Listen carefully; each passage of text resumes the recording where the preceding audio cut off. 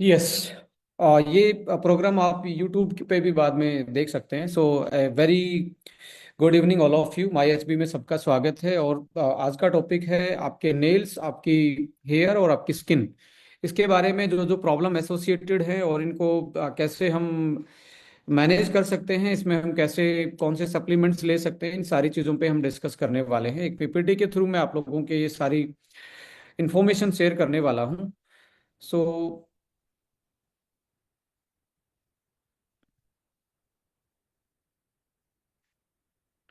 देखिए, कहने को जो नेल्स होते हैं वो only.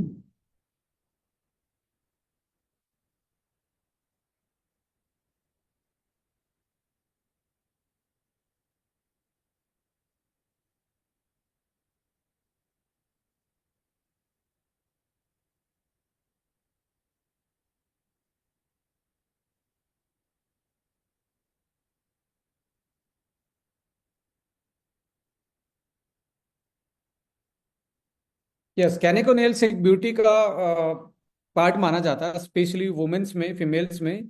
But it's not only about the beauty. पहले के डॉक्टर्स जो थे, जब डायग्नोस के जो एडवांस टेक्नोलॉजी नहीं थी उस टाइम पे, आपके नेल्स को देख के और आपकी टंग को देख के, आपकी आईज और आपकी फेस को देख के अंदाजा लगाया जाता था। एक डायग्नोस का बेस था वो, कि आपकी शरीर में किस किस टाइप की डेफिशिएंसी हो सकती है, क्या वो इंडिकेटर है, क्या आपकी बॉडी में कौन से डिसऑर्डर पैदा हो रहे हैं। तो ऐसे में जो नेल्स है वो आपकी हेल्थ का इंडिकेटर है। वो आपकी अंदर की जो जिस तरीके से आपकी बॉडी में जो फंक्शनिटी है या कोई डिसऑर्डर है, उसका एक तरीके से आपकी आईज, आपकी स्किन और आपका आपके नेल्स जो है वो इंडिकेटर होते हैं। और यदि फैक्ट्स एंड फिगर की बात करें तो लगभग 1.1 टू 0.2 मिलीमीटर पर डे आपके नेल्स की ग्रोथ होती है। और ये 85 से 90% जो आपके नेल्स हैं वो केराटिन से बने होते हैं। केराटिन एक टाइप का कॉम्प्लेक्स प्रोटीन होता है। जैसे आपके हेयर भी जो हैं, हेयर भी केराटिन से ही बने होते हैं। सो नेल्स और हेयर्स का जो मेन कंपोजिशन है वो प्रोटीन से वो प्रोटीन का ही होता है। अब बहुत सारे लोग होते हैं कि जी हमें जो प्रोटीन खाना चाहिए वो स्पोर्ट्समैन के लिए होता है, ये तो जिम जाने वालों के लिए होता है। मैं आपको एक चीज जरूर यहाँ पे शेयर करने जा रहा हूँ। आज आप आपके जो हेयर्स हैं या आपके जो नेल्स हैं, ये सारी चीजें किस चीज की बनी हैं? ये प्रोटीन की बनी है। जब ये प्रोटीन की बनी है तो दूसरी चीजें, आपकी आंखों का जो लेंस है वो एक तरीके से ग्लोबुलिन प्रोटीन, एल्बुमिन प्रोटीन का बना हुआ है। सो आई लेंस, हेयर, स्किन, आपके इवन आप जो एचबी टेस्ट करवाते हो, हीमोग्लोबिन, वो ग्लोबुलिन नाम के प्रोटीन से ही हीमोग्लोबिन है। यानी कि जो आपका एचबी टेस्ट होता है वो भी एक प्रोटीन ही है। सो प्रोटीन हमारी बॉडी के लिए बहुत नेसेसरी होता है। उसको अवॉइड नहीं कर सकते। उसकी अवॉइड, जब उसको अवॉइड करते हैं तो बहुत सारे बॉडी में चेंजेस आते हैं, डिसऑर्डर आते हैं। सो यहाँ पे नेल का जो फंक्शन है वो सेंसिटिव टिप्स जो हमारी हैं इसको प्रोटेक्ट करना है। और आप देखेंगे बहुत सारे लोग ऐसी एक्सरसाइज भी करते हैं, इसके नीचे जो क्रेटिन बनाने वाली सेल्स होती हैं वो एक्टिवेट होती हैं। इसलिए बहुत सारे योगा में या ऐसी बहुत सारे ऐसे हमारी संस्कृति में ये हमें चीज मिली है कि क्या करने से क्या हो सकता है। तो ये रब करने से एक्टिवेशन होता है पर्टिकुलर जो सेल हैं जो केराटिन बनाती हैं। सो इससे जब केराटिन बॉडी में बनेगा तो नेल से डायरेक्टली, क्योंकि केराटिन के ही हेयर बने हैं, केराटिन के ही नेल बने हैं, तो इसको रब करने से एक तरीके से माइक्रो लेवल पे सेंसिटिविटी बढ़ती है, जो केराटिन बनाने की क्षमता को बढ़ाती है या उसको स्टिमुलेट करती है। सो यहाँ पे यदि नेल के बारे में बात किया जाए तो नेल को देख के आप अभी जब इस मीटिंग में बैठे हैं तो आप भी अंदाजा लगा सकते हैं। यदि आप ऐसे प्रेस कर रहे हैं और प्रेस करने पे आपके जो नेल हैं वो यदि येलो कलर के आपको दिख रहे हैं और पहले कलर के यानी कि वाइट और उसके बीच में येलो के बीच में दिख रहे हैं और बहुत सूखे सूखे दिख रहे हैं, और यदि स्पून शेप, स्पून देख रहे हैं बीच से, यदि वो मुड़ रहा है तो ये इंडिकेटर है कि आप में आयरन की डेफिशिएंसी हो सकती है, विटामिन B12 की डेफिशिएंसी हो सकती है, और आपको लग रहा है कि फ्रेजाइल हो रहे हैं, बार बार टूट जाते हैं मेरे नेल और फटने लग जाते हैं, तो ये आपको इंडिकेट कर रहा है कि आप में बायोटीन की डेफिशिएंसी हो सकती है, विटामिन B7 की। जिंक बहुत इंपॉर्टेंट होता है नेल्स की ग्रोथ के लिए, हेयर्स की ग्रोथ के लिए, इवन हमारी स्किन के लिए भी जिंक बहुत बड़ा रोल प्ले करता है एज ए मिनरल। सो यदि आपके बहुत ज्यादा रफ नेल्स हो गए हैं और उनकी ग्रोथ बहुत स्लो हो रही है, और इसका एक मेन इंडिकेटर है कि बीच बीच में वाइट पैचेज आ जाते हैं, छोटे छोटे आपको पैचेज दिखेंगे आपके नेल में वाइट वाले, ये क्या कर रहा है, ये आपकी इंडिकेट कर रहा है कि आपकी बॉडी में जिंक की डेफिशिएंसी हो सकती है। प्रोटीन की डेफिशिएंसी में आपको ये भी देखने को मिलेगा कि यदि प्रोटीन की डेफिशिएंसी है तो आपके नेल्स बहुत वीक दिखेंगे, जो पहले आपके आप यहाँ पे फोकस करके देखिए टो पे, क्या आपका ये पहले बहुत ज्यादा मोटा होता था, अब धीरे धीरे ये श्रिंक हो रहा है, पतला हो रहा है, it means there is a deficiency. Iron की हो सकती है, B कॉम्प्लेक्स की हो सकती है, जिंक की हो सकती है, प्रोटीन की, ये कॉमन डेफिशिएंसी हैं जो हमारे नेल्स जिसको इंडिकेट करते हैं। तो ऐसे केस में दूसरा ये कुछ हेल्थ कंडीशन को भी बताते हैं। यदि आपकी हाइपोथायराइडिज्म है, यानी कि मोटापे वाली, जो दो टाइप की थायराइड की माल फंक्शनिंग होती है, एक हाइपो वाली एक हाइपर वाली, हाइपो में वेट गेन होता है, हाइपर में वेट कम होता है। तो यदि हाइपो है तो ऐसे केस में आपका थिन होगा, यानी कि शरीर मोटा नेल पतले। यदि हाइपर है तो आपके नेल मोटे हो जाएंगे, हार्ड हो जाएंगे, और शरीर पतला हो जाएगा, यानी कि उल्टा, शरीर मोटा और नेल पतले। ये थायराइड के एक सिम्टम्स बताते हैं। डायबिटीज में भी येलोइश कलर के नेल हो जाते हैं, येलो येलो कलर के दिखने स्टार्ट हो जाते हैं। सो ऐसे केस में आपको डायबिटीज को का भी अंदाजा लगाया जा सकता है। किडनी डिजीज, जो किडनी डिजीज है, इसमें भी आप देखेंगे हो सकता है कि डायबिटीज के अलावा आपकी जो किडनी के से रिलेटेड कोई इशू, यदि आपके नेल्स का कलर चेंज हो रहा है तो ये साइन है लीवर, किडनी, डायबिटीज और हार्ट जैसी प्रॉब्लम का। और यदि आपको ब्लूइश कलर दिख रहा है, ब्लू एक तरीके से पैचेज में दिख रहा है, तो ये हार्ट की डिजीज का एक तरीके से इंडिकेटर हो सकता है। सो ये चीजें आपके नेल जो हैं वो हेल्थ को के इंडिकेटर भी माने जाते हैं। तो आज अपने आप को इवेलुएट कर सकते हो, यदि आप बैठे हो तो आप अपने नाखूनों को देख सकते हैं कि मेरे नाखून का टेक्सचर सही या नहीं है। मैं अपना नाखून दिखाऊं तो जस्ट स्टडी करते हैं, सब अपना भी कर सकते हैं। यहाँ यहाँ तो हल्का वाइट दिखेगा, ये ग्रू होता है, यहाँ छोटा सा सर्कल दिखेगा छोटा सा, यहाँ हल्का सा वाइट होता है, वो किसी बीमारी का इंडिकेटर नहीं है। बीच से ये आपका, यहाँ आपका कलर रेडिश ही होना चाहिए जब आप दबाते हैं, और आपका थिकनेस भी पूरा होना चाहिए, ऐसे ऐसे करते ही नहीं मुड़ना होना चाहिए, मतलब ये आपको एक इंडिकेटर है कि आपकी इंटरनल हेल्थ भी सही है। सो यहाँ पे आप देखेंगे एजिंग के साथ भी थिनिंग होना एक तरीके से आम बात है, और हार्मोनल चेंजेस भी हमारे नेल के टेक्सचर में और कलर में चेंजेस लाते हैं, specially for the womens. Pregnancy के टाइम पे भी चेंज होता है कलर, मेनोपॉज के टाइम पे भी, और प्यूबर्टी के टाइम पे, यहाँ हॉर्मोन्स का बड़ा रोल होता है। एनवायरमेंटल फैक्टर बहुत आप देखेंगे, chemicals, detergent, extreme temperature can cause nail damage and discolouration. So ऐसा तो नहीं है कि आप डिटर्जेंट में ज्यादा एक्सपोजर में है, एक्सट्रीम टेम्परेचर या इसके कारण आपका नेल का कलर चेंज हो रहा है, तो इसको आप जनरली इवेलुएट कर सकते हैं। यहाँ पे इंपॉर्टेंट है कि आप यदि ये चेंजेस आ रहे हैं तो आपको प्रोटीन रिच डाइट लेनी चाहिए, प्रोटीन बढ़ा देना चाहिए डाइट में। और मैं ये कहता हूँ कि इन्फ्लामेटरी प्रोटीन से अच्छा है एंटी इन्फ्लामेटरी प्रोटीन खाएं जो वीगन रेंज में होता है।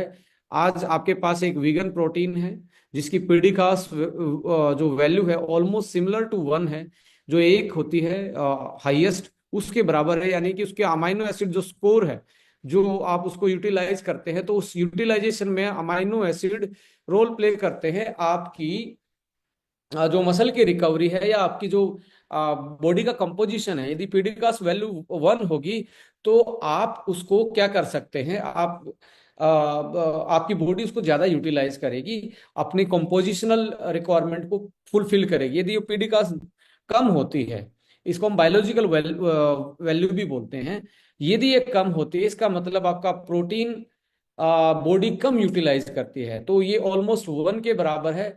यदि 1 के बराबर है तो पीडीकास वैल्यू इंडिकेटर है कि आपका प्रोटीन का अमाइनो एसिड जो आपकी बॉडी को चाहिए वो स्कोर ऑलमोस्ट सिमिलर है, राइट। सो यहाँ पे बायोटिन रिच फूड खा सकते हैं। एग एक बहुत अच्छा, बॉइल्ड एग एक अच्छा सोर्स है। बहुत सारे ऐसे लाइक नट्स जो हैं वो उसका सोर्स है। विटामिन सी रिच, यहाँ पे आप देखेंगे विटामिन सी की उसमें एसबीटीसी जूस आप प्लान कर सकते हैं, जिसमें एक तरीके से बहुत सारे विटामिन मिनरल्स भी साथ में, विटामिन सी के साथ ओमेगा। मैं बोलूंगा जब आपको नेल में कोई चेंजेस आ रहा है तो ओमेगा, आप हमेशा ओमेगा यहाँ पे नेल वाले केसेस में आपको फ्लैक्स वाला जो एएलए है हमारा वो यूटिलाइज करना चाहिए। 2 कैप पर डे आप उसको यूटिलाइज कर सकते हैं। जिंक जहां तक बात आ रही है तो जिंक हमारा हमने कैलमैक डी, आप नेल के केस में कैल्शियम मैग्नीशियम की टैबलेट बहुत जरूरी है। मतलब यदि आपको चेंजेस आ रहा है तो ये तो आप आज से स्टार्ट कर दिए कैलमैक डी। और आयरन जो है, आयरन फोलिक, अभी हीमो 14 आने वाला है, यदि आपके पास ऑलरेडी स्टॉक में है तो आयरन फोलिक भी बहुत जरूरी है, क्योंकि येलो इस कलर है तो इट मीन्स एनीमिया हो सकता है। सो अदर इसेंशियल न्यूट्रिएंट्स है, विटामिन ई है, मैग्नीशियम है, आयरन है। और सप्लीमेंट में ग्रीन प्रोटीन 20 ग्राम आप डेली, कैलमैकडी ए कैलमैकडी का टैबलेट, और फ्लैक्स एल ये 2 बार, और एसबीटीसी 30-30 ml 2 टाइम। तो ये बेस्ट है आपकी इंटरनल हेल्थ को, क्योंकि नेल से आपकी डायरेक्टली हेल्थ का इंडिकेटर है वो। ये चीजें आप 4-5 चीजें का कॉम्बिनेशन लेंगे तो आप उन चीजों को मीट आउट कर सकते हो जो नेल्स के थ्रू आपको दिखाई दे रही हैं, राइट। सो जिसके येलो स्नेल है तो आप देख लेना, साथ में आपको जब आप स्टेयर्स चढ़ेंगे, जीना चढ़ेंगे, उस टाइम पे भी आपकी सांसें फूलेंगी। It means it's indicator of iron folic and vitamin B12 deficiency, anaemic condition है ये। सो ऐसे केस में आप ALA, SBTC, green protein, Calmac D और आयरन ये आप इंक्लूड कर सकते हैं। सो हेयर की जहां तक बात आती है तो हेयर मिलीमीटर की बात करें, 0.3 से 0.4 पर डे इसकी ग्रोथ होती है। पर मंथ 1.3 सेंटीमीटर यानी कि हाफ इंचज तक बढ़ते हैं। नॉर्मल हेयर ग्रोथ की मैं बात कर रहा हूँ। हेयर ग्रोथ साइकिल जो है वो 2 से 6 साल का होता है, फॉलोड बाई 2 से 3 मंथ रेस्टिंग फेज, यानी कि एक तरीके से वो पूरा एनाजिन फेज जिसको हम बोलते हैं, वो पूरा ग्रोथ साइकिल होता है। उसके बाद ये वॉश आउट हो जाता है वो पर्टिकुलर चीज, और उसको रेस्टिंग फेज बोलते हैं। अब रेस्टिंग के बाद फिर से नया जनरेट होता है। यहाँ हेयर स्ट्रक्चर की बात करें तो आपका जो हेयर है बेसिकली वो आप इधर वाले में देख रहे हैं, मेडुला, कॉर्टेक्स एंड क्यूटिकल। बाहर का जो आप टच करते हैं ये क्यूटिकल लेयर है। क्यूटिकल लेयर शाइनिंग लेयर होती है, वैक्सी टाइप की होती है, जो कि बाहर के एनवायरनमेंट से आपके हेयर को बचाने की कोशिश करती है। जैसे ये रफ हो जाता है, आप ज्यादा केमिकल इस पे यूज करते हैं या इसकी केयर नहीं करते तो रफ हो जाता है। रफ होते ही आपकी क्यूटिकल से सीधा कॉर्टेक्स जो है, कॉर्टेक्स पे सीधा इफेक्ट पड़ता है, और कॉर्टेक्स पे इफेक्ट पड़ के रफ हो जाता है और हेयर फॉल होने के चांसेस होते हैं। तो ऐसे केस में आप कंडीशनिंग करना, हेयर वीक में एक बार मसाज करवाना, तो आप अच्छे हेयर की हेल्थ रख सकते हो आउटर केयर में।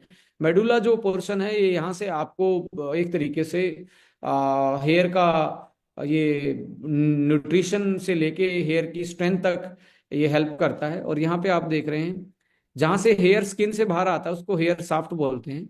ये वाला जो पेपिला है ये बेसिकली जब आपकी एज बढ़ती है तो ये डैमेज हो जाता है, जिसके कारण हेयर बल्ब जो है इसमें पेपिला से आपकी न्यूट्रिशन, ये जब खत्म होना स्टार्ट हो जाता है तो हेयर बाल्डनेस आनी स्टार्ट हो जाती है, डेंसिटी कम होनी स्टार्ट हो जाती है। और साइंस ने ऐसी चीजें खोज निकाली हैं, ऐसे हर्ब्स को, ऐसे न्यूट्रिएंट्स को, कि इनके यूज से इसको आप हेयर बल्ब को एक तरीके से एक्टिवेट रख सकते हो, और आप एक अच्छी हेयर की मतलब ग्रोथ और अच्छी शाइनिंग हेयर आप इंश्योर कर सकते हो। सो सीबम प्रोडक्शन का मतलब होता है एक नेचुरल टाइप का ऑयल होता है, वो पर ईयर 1 लीटर के आसपास आपकी बॉडी खुद ही तेल बना लेती है, यानी कि आपका बालों की जो शाइनिंग है वो सीबम के कारण ही है। जब क्यूटिकल पे सीबम जाता है तो वो शाइन करती है। सो यहाँ पे हेयर लॉस की बात करें तो एवरेज 50 से 100 हेयर्स जो हैं, 50 to 100 hairs per day loss होते हैं। और मेल पैटर्न में बालनेस जो है वो सबसे ज्यादा होता है, just because of hormone. Womens में बालनेस कम होता है, बाल कम उड़ते हैं as compare to the male. झड़ना और उड़ने में बहुत फर्क है, यानी कि झड़ने में तो ये है कि रफ हो गया तो टूटना स्टार्ट हो गया, डेंड्रफ हो गया तो टूटना स्टार्ट हो गया। बट यदि वो बिल्कुल रूट लेवल से, ये वाले लेवल से खत्म हो रहा है, तो बल्ब लेवल से, तो इसका मतलब है कि वो गंजापन, बालनेस आनी स्टार्ट हो जाती है। और ये रीजन क्या है? हम मेल्स में एक हार्मोन होता है, मेल हार्मोन टेस्टोस्टेरोन। यदि बॉडी टेस्टोस्टेरोन में को कंप्लीट कन्वर्ट ना करे, प्रोसेस में टेस्टोस्टेरोन कंप्लीट कन्वर्ट ना हो, तो एक बीच में टेस्टोस्टेरोन बनता है जिसका नाम है DHT, डिहाइड्रोक्सी टेस्टोस्टेरोन। तो इस केस में आप देखेंगे हमारे आ, ये इतना हाइपर रिएक्टिव होता है, यहाँ से हेयर को डैमेज करना स्टार्ट कर देता है। और गंजापन आप देखेंगे जो मेल्स में ज्यादा है, सो वो एक तरीके से फीमेल में कम होता है, बिकॉज जस्ट बिकॉज वहाँ पे टेस्टोस्टेरोन नहीं होता। बट PCOD के केस में जब हार्मोन इनबैलेंस होता है वो वुमेन्स में, जिसको PCOD है, उस केस में आपको देखने को मिलेगा हेयर फॉल ज्यादा होगा, अनवांटेड हेयर निकल आएंगे, अनवांटेड हेयर फेस पे ज्यादा दिखना स्टार्ट हो जाएंगे, और आपके जो हेड वाले पोर्शन पे है वहाँ हेयर की थिकनेस और डेंसिटी कम होनी स्टार्ट होती है। सो हॉर्मोन्स का भी बहुत बड़ा रोल होता है हमारे हेयर की डेंसिटी में, उनकी ओवरऑल जो हेल्थ है। सो यहाँ पे इंपॉर्टेंट चीज क्या है, जो कॉमन हेयर प्रॉब्लम है, एंड्रोजेनेटिक एलोपीसिया हम बोलते हैं, जिसमें मेल फीमेल पैटर्न में बालनेस आता है। Alopecia areata, patchy hair loss, patches में हेयर लॉस होते हैं, उसको बोलते हैं। टेलोजन जो होता है वो एक्सेसिव हेयर शेडिंग होता है। और एलोपेशिया जैसे आप जब टाइटनेस और स्टाइल में एक एक ही स्टाइल को लगातार लंबे टाइम तक करते हो, तो उसको ट्रैक्शन एलोपेशिया बोलते हैं, कि स्टाइलिंग की वजह से वो हेयर लॉस हो रहा है, आपकी हेयर टाइट है या रफ होते जा रहे हैं। सो यहाँ पे हेयर ब्रेकेज है, स्प्लिट एंड जो हेयर की साफ्ट है उसमें एक तरीके से रफनेस आने की वजह से होता है। Breakage at roots, hair breaking off at the scalp, scalp के लेवल से ब्रेकेज होना स्टार्ट हो जाए due to dandruff fungus infection के कारण। And mid length breakage, hair breaking off in a middle, इसका मतलब है कि आपका जो पॉल्यूशन है या डर्ट है वो बहुत ज्यादा, या सन का एक्सपोजर है वो बहुत ज्यादा है, इसलिए मिडल से हो रहा है। स्प्लिट एंड जो है वो एक तरीके से हेयर का मॉइस्चर लॉस हो रहा है, इसलिए हो रहा है। तो उसमें कंडीशनिंग करना और ये सारी चीजें, और अच्छी डाइट और स्ट्रेस को मैनेज करना। स्ट्रेस भी हार्मोन को डायरेक्टली अनबैलेंस करता है, तो स्ट्रेस के केस में हेयर फॉल बहुत ज्यादा होता है मेल और फीमेल, बिकॉज डायरेक्टली हार्मोन को वो एक तरीके से अनबैलेंस करने का काम करता है। तो ऐसे केस में आपने स्कैल्प के इशू होते हैं, डैंड्रफ है जिसमें सोराइसिस है, autoimmune condition use scalp, scalp पे इन्फ्लामेशन आ जाता है सोराइसिस की वजह से। एक्जिमा है उसकी, वो भी इन्फ्लामेशन क्रिएट करता है स्किन पे, आपके एक तरीके से स्कैल्प पे। और इची स्कैल्प ड्यू टू इरिटेशन, या कोई ऐसा लाइक आपका एनवायरमेंट टॉक्सिन्स आ रहा है, या कोई ऐसी चीज आपकी फंगस जैसी कोई है जिसके कारण वो इची स्कैल्प हो रहा है, इसकी वजह से भी आपके हेयर के बहुत सारे इशू हो सकते हैं। एक होता है बालों का ग्रे होना, सफेद होना। देखो नेचुरल फिनोमिना तो है, बट इसको हम स्लो कर सकते हैं, इसको हम कुछ टाइम के लिए स्टॉप भी कर सकते हैं। सो इसमें जो हेयर की ग्रेइंग का जो मेन कारण है वो एजिंग है। Hair greying is natural process of ageing process. Genetic भी ये बहुत बड़ा रोल प्ले करता है। यदि आपकी मदर फादर में जल्दी ग्रेइंग थी, तो चांसेस आप में ज्यादा है, तो आप उसको थोड़ा सा डिले कर सकते हैं, मैनेज कर सकते हैं। स्ट्रेस जो है वो भी हेयर को ग्रे करने में, प्री मेच्योर ग्रेइंग में मतलब प्रमोट करती है उसको, उसको एक तरीके से इंड्यूस करती है प्री मेच्योर ग्रेइंग में। विटामिन डेफिशिएंसी जो है, विटामिन B12 की deficiency, vitamin D and copper can contribute to hair greying. देखिए, आप यहाँ पे देखेंगे जो आपका कोलाजन है बेसिकली, उसमें कॉपर डाला गया है, कॉपर और जिंक डाले गए हैं। वो इसलिए है कि हेयर, नेल और स्किन का फॉर्मूला बनाने के लिए, कि आपके हेयर पे भी काम करे, आपके स्किन पे भी काम करे और आपके नेल्स पे भी काम करे, इसलिए उसमें आप कॉपर और जिंक देख रहे हैं, विटामिन ई देख रहे हैं, विटामिन सी देख रहे हैं। तो ये चीजें आप उसमें एक्चुअली आप नोटिस कर रहे होंगे आपके फॉर्मुलेशन में, जो आपको मार्केट में जनरली देखने को नहीं मिलता है। सो हार्मोनल चेंजेस जो हैं वो भी आपके फीमेल्स में बेसिकली मेनोपॉज और थायराइड डिसऑर्डर के केस में आपको हेयर ग्रेइंग होने के चांसेस ज्यादा होते हैं। अदर जो फैक्टर इन्फ्लुएंस करते हैं आपका, हो सकता है यूरोपियन का तो ऑलरेडी ग्रे अर्ली रहता ही है, देन द एशियन और अफ्रीकन से। स्मोकिंग आल्सो ट्रिगर करती है प्रीमेच्योर हेयर ग्रेइंग को। डाइट जो है, यदि आपके इसेंशियल न्यूट्रिएंट्स नहीं है, ये भी प्रीमेच्योर ग्रेइंग को वो करती है, प्रमोट करती है। And sun exposure, prolong sun exposure can cause hair to grey faster. तो यहाँ पे इम्पोर्टेंट ये है कि आप कैसे इसको मेंटेन रखेंगे। सबसे इम्पोर्टेंट ये है कि आपको, देखिए, हेयर की ग्रोथ में पी प्रोटीन जो है, वो सबसे बड़ा अच्छा प्रोटीन जो हेयर के लिए माना जाता है, वो पी प्रोटीन माना जाता है। तो देखिए, मटर जो है उसको आप बॉयल करके डेली सैलेड में आप खा सकते हैं। उसको आप एक तरीके से ज़्यादा अपनी नेचुरल डाइट में इन्वॉल्व कर सकते हैं। इसके साथ साथ आपके पास यहाँ पे 10 से 15 ग्राम आप पी प्रोटीन, हमारे जो ग्रीन प्रोटीन है उसमें ऑलमोस्ट मेजर जो पोर्शन है वो पी प्रोटीन का है, पी प्रोटीन आइसोलेट का है। तो यहाँ पे माय डियर फ्रेंड्स, मैं आपको जरूर गाइड करूंगा कि ऐसे केस में जब आपके हेयर की थिकनेस, डेंसिटी और ग्रेइंग हो रही है, तो आप डेली प्रोटीन को इन्वॉल्व करें। बट जैसे पीसीओडी के केस में वोमेन्स के हेयर की प्रॉब्लम है, या थायराइड के केस में वोमेन्स को प्रॉब्लम है, या मेनोपॉजल स्टेज में आपको, तो वहां पे आप वे प्रोटीन जैसी या मिल्क प्रोटीन जैसी चीजों को अवॉइड करना चाहिए, बिकॉज और ज्यादा हार्मोन को अनबैलेंस या उसको अनबैलेंस करने में ट्रिगर करते हैं। सो मोरल ऑफ स्टोरी ये है कि ऐसे केस में आपको वीगन प्रोटीन पे जाना चाहिए, स्पेशली वुमेन्स की मैं बात कर रहा हूँ। तो हेयर्स के लिए स्पेशली जो वीगन प्रोटीन है वो आपका होता है पी प्रोटीन। और आपके पास जो यहाँ पे वीगन प्रोटीन है कंपनी का, वो उसमें मोस्टली आपका पी प्रोटीन ज़्यादा है। सो इजी टू डाइजेस्ट है और आपकी इन चीज़ों को मेंटेन करने में हेल्प करता है। सो यहाँ पे मैं जरूर हेयर वन मेल के केस में मैं जरूर ये बोलूंगा, जहां बाल्डनेस की बात आ रही है, जहां जहाँ डीएसपी जहां बनता है, जो मेल की बाल्डनेस, स्पेशली हेयर वन वहां बहुत अच्छा काम करेगा। इवन मेनोपॉजल या एक तरीके से पीसीओडी के केस में, यदि फीमेल्स के साथ ये प्रॉब्लम है, तो ऐसे केस में भी हेयर वन बहुत अच्छा काम करेगा। तो आप सेलेक्ट कीजिए कि हेयर वन कहाँ देना है। मेल के केस में तो हमेशा आपको देना चाहिए जहाँ पे बाल्डनेस आ रही है, जेनेटिकली इसको लग रहा है कि उनके पेरेंट्स को भी ऐसा था, उनको भी ऐसा है। ऐसे में कोलाजन जरूर ऐड कीजिए। आप कोलाजन ऐड कर सकते हैं, और मैं तो कहता हूँ 10 ग्राम ग्रीन प्रोटीन, 10 ग्राम कोलाजन को मिक्स कीजिए, और एक जो सीजनल फ्रूट है उसमें स्मूदी बना के पीना स्टार्ट कीजिए। आपको विजिबल चेंज 15 से 20 दिन में आना स्टार्ट हो जाएगा।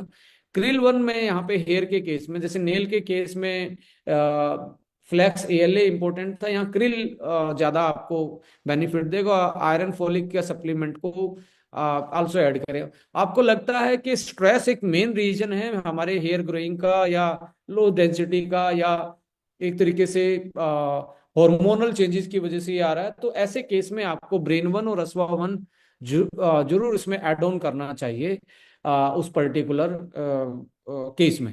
या आप यूज करें तो इसको जरूर यूज करना चाहिए, जो स्ट्रेस के कारण ये ट्रिगर हो रहा है। तो सो यहाँ पे अगला टॉपिक है स्किन। स्किन के केस में देखिए, स्किन को हम सेकंड माउथ भी बोलते हैं। शरीर का यदि दूसरा मुंह बोला जाता है, माउथ बोला जाता है, वो स्किन है। क्योंकि स्किन इसके लिए हमारे पहले की जो जनरेशन थी वो बड़ी समझदार जनरेशन थी, जो वो खा सकते थे वो वही स्किन पे लगाते थे, उनको पता था ये भी माउथ ही है, ये बॉडी में जाना है। तो ऐसे केस में जैसे कोकोनट वो लगाते भी थे खाते भी थे, हल्दी खाते थे हल्दी लगाते थे।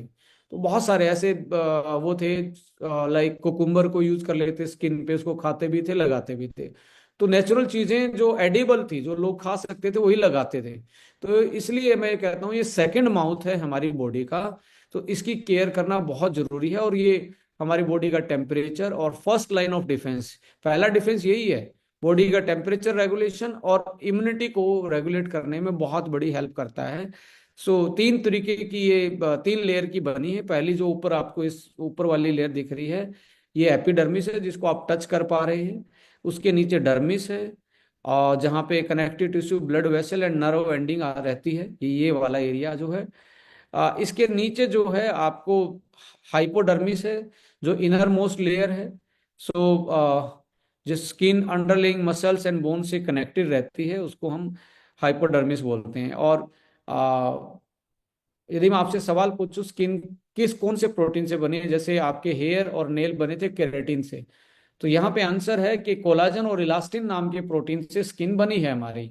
तो ऐसे केस में मैं आपसे यही बोलना चाहूंगा कि skin is made of collagen, 80% collagen से बनी है, और इलास्टिन है 20%।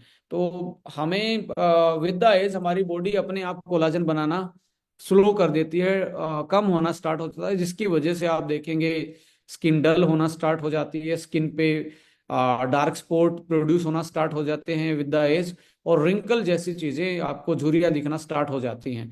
तो यहाँ पे आपको देखना चाहिए कि कौन सा सप्लीमेंट लेना। तो कोलाजन एक बहुत बेटर ऑप्शन है, साथ में ओमेगा।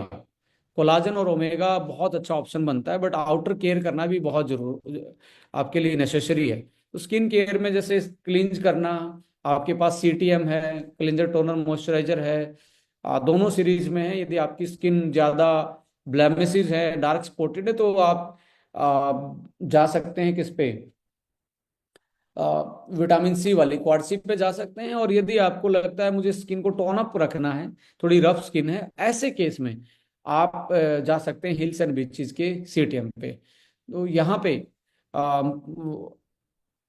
क्लीन करना, मॉइस्चराइज करना, एक्सफोलिएट करना, और सन से प्रोटेक्शन के लिए सनस्क्रीन का यूज करना, ये रूटीन केयर है। आपको ये जरूर करना चाहिए। और आपके पास बहुत अच्छे वीगन रेंज के प्रोडक्ट है जो केमिकल फ्री हैं, जो डर्मेटोलॉजिकली टेस्टिफाइड हैं, जो एक तरीके से इकोसर्ट कॉस्मोस सर्टिफाइड प्रोडक्ट हैं, जिसमें प्लांट बेस्ड ही चीज यूज यूज की गई हैं। ऐसी कोई हार्मफुल चीजें नहीं है जो आपकी स्किन को या आपकी बॉडी के लिए खराब हो। तो ऐसे केस में एनवायरमेंट स्ट्रेसर से भी आपको बचना चाहिए, जिसमें अवॉइड स्मोकिंग है, पोल्यूशन का एक्सपोजर है, ज़्यादा एकदम से कोल्ड एनवायरमेंट, और वो उसमें ऐसे में आपको मॉइस्चराइज करके रखना चाहिए। और आपको स्ट्रेस को भी मैनेज करना चाहिए। स्ट्रेस की वजह से ही आपको एक्ने, एक्जिमा या ऐसी बीमारी हो सकती है जो आपको स्किन को डैमेज कर सकती है। तो यहाँ पे स्किन केयर में, हेल्दी लाइफस्टाइल में आपको ज़्यादा पानी पीना चाहिए। बोलते सब है पीते कम है, पर सुबह आपकी ज़िंदगी पानी से स्टार्ट होनी चाहिए, बिकॉज आपकी बॉडी कितने परसेंट पानी से बनी है? आपकी 70% आपकी बॉडी में पानी है। तो सबसे पहला कौन सा फूड देना चाहिए बॉडी को? पानी ही देना चाहिए। पूरा दिन आपको ज्यादा पानी पीना चाहिए यदि आप हेल्दी स्किन चाहते हैं। तो यहाँ पे डिहाइड्रेशन, जैसे स्मोकिंग है, अल्कोहल का कंजप्शन है, निकोटीन है, कैफीन है, ऐसे केस में डिहाइड्रेशन ज्यादा रहता है, इसकी वजह से स्किन डल होती है। तो आप थोड़ा सा अवॉइड करें और लिमिट करें इन चीज़ों को, इन इनटेक को। बैलेंस डाइट में आप देखेंगे एंटीऑक्सीडेंट बहुत जरूरी होते हैं स्किन के लिए। ओमेगा बहुत जरूरी होता है, विटामिन ए, विटामिन ई और सी, ये आपकी स्किन के लिए बहुत इंपॉर्टेंट न्यूट्रिएंट्स होते हैं, जो हमें रेगुलर बेसिस पे हमें डाइट में इंक्लूड करने चाहिए। सो एक्सरसाइज यदि आप रेगुलर करेंगे तो कोलाजन का प्रोडक्शन बढ़ेगा और स्ट्रेस कम रहेगी। इसकी वजह से आपकी स्किन टोन अप दिखेगी। आ, नींद का बहुत बड़ा रोल है, डिटॉक्सिफाई बॉडी को करती है। जो टॉक्सिन एक्यूमुलेट है स्किन के अंदर, उनको ये रिसाइकल करके एक तरीके से आपको आपकी स्किन की टोन को बढ़ाता है और आपकी स्किन को एजिंग से बचाता है। तो यहाँ पे जिंक जो रिच फूड है उसको आपने लेना चाहिए। ऑयस्टर है, चिकन है, लीफी ग्रीन है, सीड्स हैं, नट्स हैं, जो आपके इन्फ्लामेशन को कम करे और आपके इम्यून फंक्शन को बेटर करे।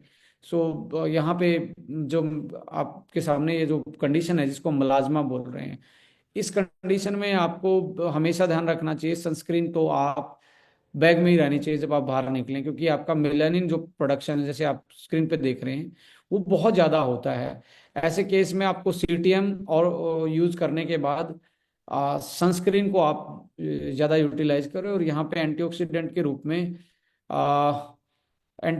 के रूप में यदि मैं आपको गाइड करूं और प्रोडक्ट गाइड करूं तो यहाँ पे क्रिल आपको बेटर ऑप्शन है। क्रिल के साथ ऐसे केस में आपको कोलाजन प्रोटीन बहुत इंपॉर्टेंट है। और आपको ऐसे केस के लिए हार्मोन के लिए आप अस्वावन यूज कर सकते हैं, जो हार्मोन की वजह से अनबैलेंसिंग की वजह से ये कंडीशन आ रही है।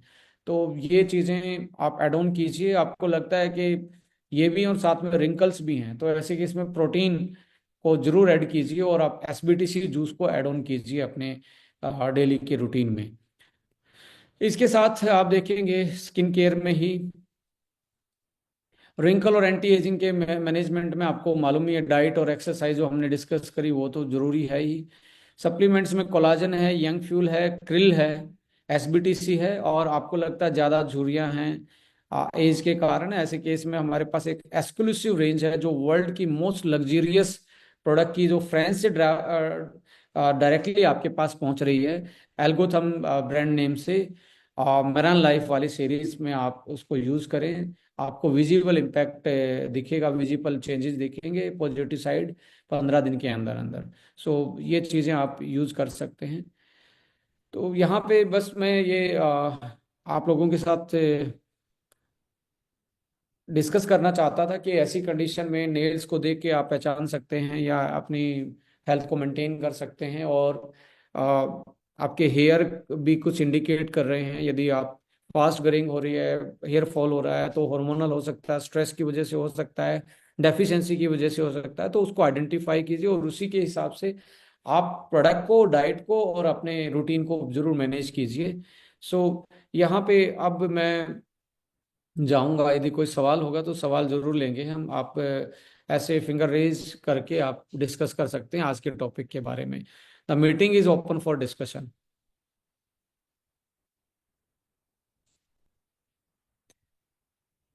अनुपम शर्मा सर, आपका स्वागत है। आप अपने आप को अनम्यूट करके सवाल पूछ सकते हैं।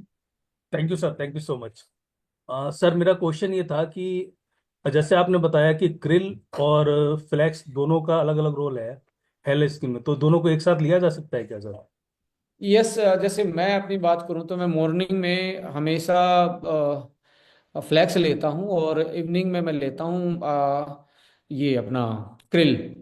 तो साथ में लेने में कोई दिक्कत नहीं है, बट द पर्पज क्या है, पर्पज में यदि आपको सूट कर रहा है तो आप ले सकते हैं। जैसे आपने भी बताया कि स्किन की हेल्थ के लिए, हेयर हेल्थ के लिए फ्लैक्स अच्छी चीज है। और देखिए स्किन के केस में क्या है, स्किन के केस में पर्टिकुलरली यदि आप क्रिल को देखेंगे उसमें विटामिन ई, ग्लूटाथोन और आपका Q10 ये एक्स्ट्रा एडेड हैं।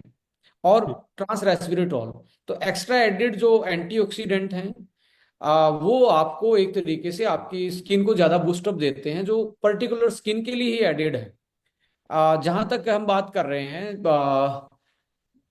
फ्लैक्स की, वहां पे हमने उसको ऐड ऑन किया है कि आप कार्डियक और आपके जो ज्वाइंट्स की केस हैं उस केस में उसको आप यूटिलाइज करें। जैसे उसमें आप देखेंगे मिंट है, उसके साथ साथ आप देखेंगे उसमें ग्रीन टी है।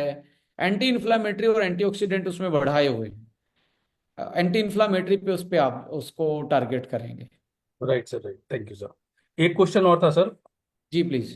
दैट इज रिलेटेड टू, जैसे किसी किसी को, हमें कुछ लोग ऐसे मिलते हैं जिनको स्टेंट पड़ चुका है हार्ट में, जी और कुछ लोगों के डायलिसिस चल रहा होता है। ऐसे केसेस में क्या हमें अपने सप्लीमेंट रेकमेंड करने चाहिए किसी को? देखिए, बेसिक सप्लीमेंट हमेशा रिकमेंड करने चाहिए, जैसे क्रिल है, हार्ट है, हार्ट वन है, क्रिल है, लाइक आपके पास प्रोटीन है, that can be a crucial part of the diet. तो डेली रूटीन, तो बेसिक जर्नल प्रोडक्ट तो हमेशा करनी है। SBTC is a very general product, AVBT is very general product. So we can add on, वो उनको support ही करेंगे उनके, मतलब एक तरीके से वो कोई ना तो दवाई के साथ उनका कोई इंटरेक्शन है, प्रोटीन का कोई दवाई के साथ इंटरेक्शन नहीं है, ओमेगा का कोई दवाई के साथ इंटरेक्शन नहीं है, एसबीटीसी का कोई दवाई के साथ इंटरेक्शन नहीं है। तो एवीबीटी का कोई वो जो चाहे स्टैटिन्स ले रहे हैं या कुछ भी ब्लड थिनर खा रहे हैं, उसके साथ उसका कोई इंटरेक्शन नहीं है। बट मैं जरूर रिकमेंड करूंगा कि आप ऐसे केस में कैल्शियम दें, तो हार्ट के केस में जब कैल्शियम रिकमेंड करें तो K2 जरूर देना चाहिए। यदि K2 नहीं दे रहे हैं, जैसे क्रिल में you will find the K2। K2 क्या करता है, आपके ब्लड वेसल में कैल्शियम को नहीं जमने देता, वो हड्डी तक उसको मेटाबलाइज करवाता है, यानी कि remineralisation of the calcium to the bone is it totally depend upon the K2। So जहां आप ब्लड थिनर ले रहा है, तो वो आपको मालूम है कि विटामिन के को बाइंड कर देता ब्लड थिनर, इसलिए वो ब्लड को थिन कर रहा है। तो उसमें विटामिन के की डेफिशिएंसी के कारण होता क्या है, यदि कैल्शियम ज्यादा दे दें तो हम उसको जल्दी ऊपर पहुंचाने का काम कर रहे हैं। तो ऐसी चीजें आप जरूर ऐड ऑन करें कि विटामिन K2 से ब्लड क्लोट नहीं होता, K1 से होता है। राइट। बट ब्लड थिनर जो है दोनों को ही बाउंड कर लेता है। अब K2 की डेफिशिएंसी से क्या होगा, हड्डियां तो पिघलनी स्टार्ट हो जाएंगी, और खून की नलियां में कैल्शियम जमना स्टार्ट हो जाएंगे, वो हार्ड हो जाएंगी, वो सॉफ्ट हो जाएंगी। होना क्या चाहिए था, होना ये चाहिए था हड्डियां मजबूत रहें और हमारी खून खून की नलियां, आर्टरी वेन्स सॉफ्ट रहें। तो हम्म। इसका रिवर्स हो जाता है। तो ऐसे केस में क्रिल बहुत अच्छा एक ऑप्शन हो सकता है, बिकॉज इस contain vitamin K2। But you have to take almost 3 घंटे का गैप करना चाहिए स्टैटिन्स, ब्लड थिनर और क्रिल के बीच में। Right sir, right. ठीक sir, thank you sir, thank you sir. Welcome sir. किसी का भी क्वेश्चन है तो आप अपना फिंगर रेज कर सकते हो।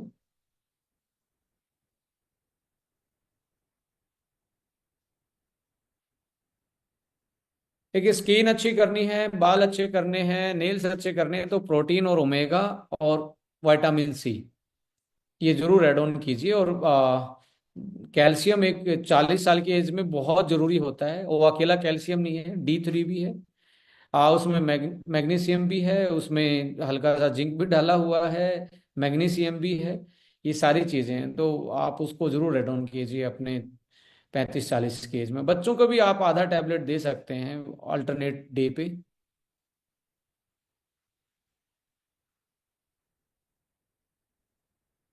देखिए, किसी ने लिखा है कि आफ्टर डिलीवरी क्या हमें हेयर लॉस को कैसे कंट्रोल करना चाहिए। अश्वा वन को जरूर आप एड ऑन कीजिए, अश्वा वन और क्रिल और प्रोटीन और कैल मैगडी, कैल्शियम मैग्नीशियम, ये कैल्शियम मैग्नीशियम आपका प्रोटीन और क्रिल, ये तो ब्रेस्ट फीडिंग वाली फीमेल्स भी ले सकती हैं, वो तो नेचुरल चीज़ है, उसमें कोई बड़ी चीज़ नहीं है। एसबीटीसी जूस भी ले सकते हैं।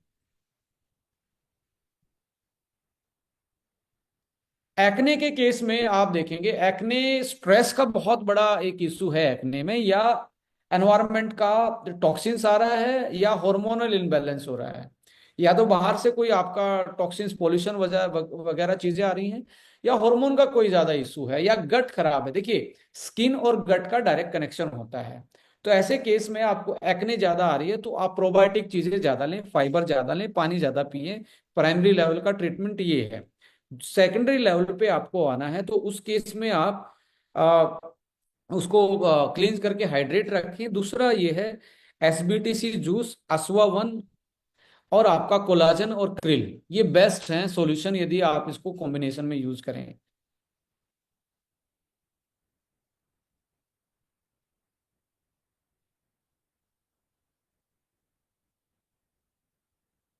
और कोई सवाल है तो आप पूछ सकते हैं इस टॉपिक के बारे में।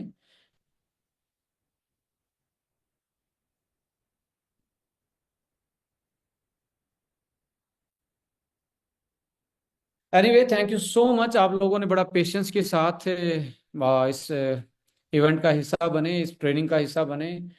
आ, आज से हम एक प्रोडक्ट हमारे वेयर हाउस में आ गया है। वो प्रोडक्ट का नाम है A1।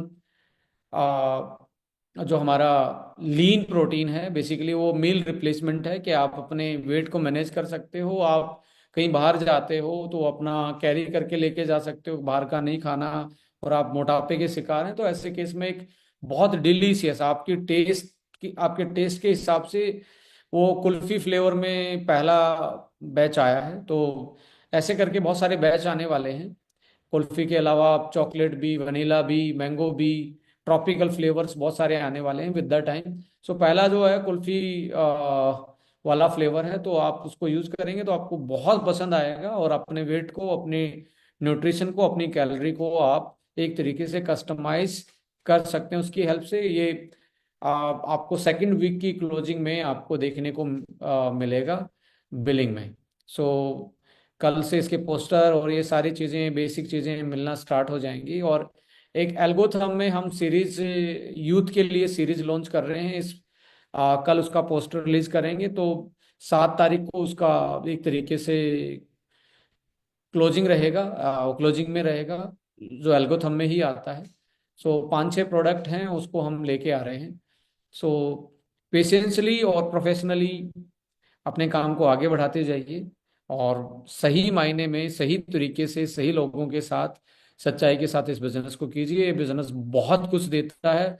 नॉट ओनली फाइनेंशियल चीज़ों की तरफ हम सोचें तो बहुत लिमिटेड सोच पा रहे हैं, इस बिजनेस से बहुत सारी ऐसी चीज़ें मिलती हैं जो हमने कभी भी नहीं सोची। सो जय हिंद, जय भारत, मुस्कुराते रहिए। Very good evening again. और यही बोलना चाहूँगा, मार्च को इस साल का फाइनेंशियल बिजनेस में फाइनेंशियल ईयर का लास्ट मंथ होता है। इसको अपने अपने अचीवमेंट्स को नेक्स्ट लेवल पे ले जाने की कोशिश कीजिए। Thank you so much. Bye bye, see you.